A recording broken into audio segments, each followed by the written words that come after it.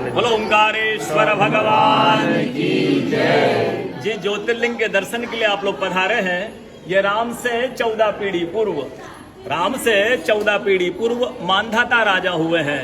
शिव पुराण में उल्लेख है, जिन्होंने मां से नहीं पिता से जन्म लिया था, उनकी तपस्या से ये शिवलिंग प्रकट में स्थापित लिंग नहीं है। जिस प्रकार आरती करते हम प्रण अक्षर के मध्य, ओम अक्षर के मध्य, यह तीनों एका, जय शिव ओंकारा। एक शिवलिंग में ब्रह्मा विष्णु महेश निराकार धरती से प्रकट हुए हैं। इसलिए अखंड दीप जो जल रहा प्राचीन समय से, एक ही दीपक में 3 बातियां लगातार जल रही है, ब्रह्मा विष्णु महेश की।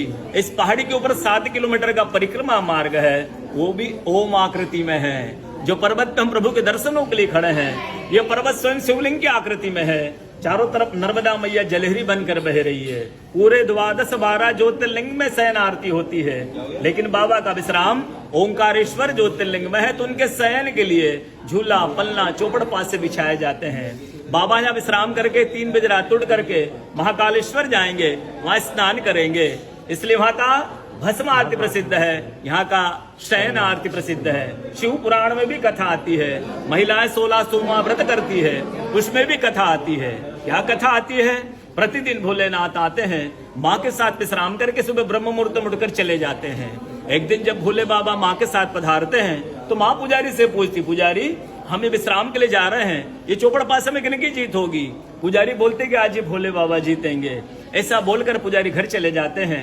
भोले बाबा माँ विश्राम के लिए चले जाते हैं। सुबह ब्रह्म मुहूर्त में जैसे ही भोले बाबा माँ बाहर निकलते हैं, पुजारी द्वार पर रहते हैं। तो माँ पुजारी से पूछती, पुजारी कल मैंने आपसे पूछा था, हमें विश्राम के लिए जा रहे, चौपड़ पासे में किन की जीत होगी? आपने कहा भोले बाबा जीतेंगे। भोले बाबा नहीं, मैं जीती हूँ। माँ ऐसा बोल करके उनको श्राप दे के चली जाती है। उनके तुरंत पश्चात अप्सराएं शिवलिंग पे जल चढ़ाने आती, तो अप्सराएं पुजारी से पूछती, पुजारी अस्वस्थ क्यों हो गए, आप तो ठीक थे। फिर पुजारी बताते हैं, प्रतिदिन भोले बाबा माँ के साथ विश्राम करके चले जाते थे।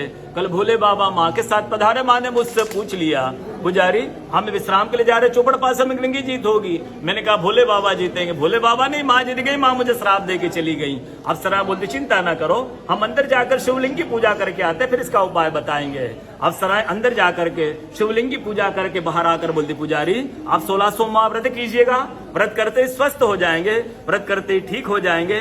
ये वो कथा का दर्शन ओंकारेश्वर ज्योतिर्लिंग में प्रतिदिन होता है। बोलो ओंकारेश्वर भगवान की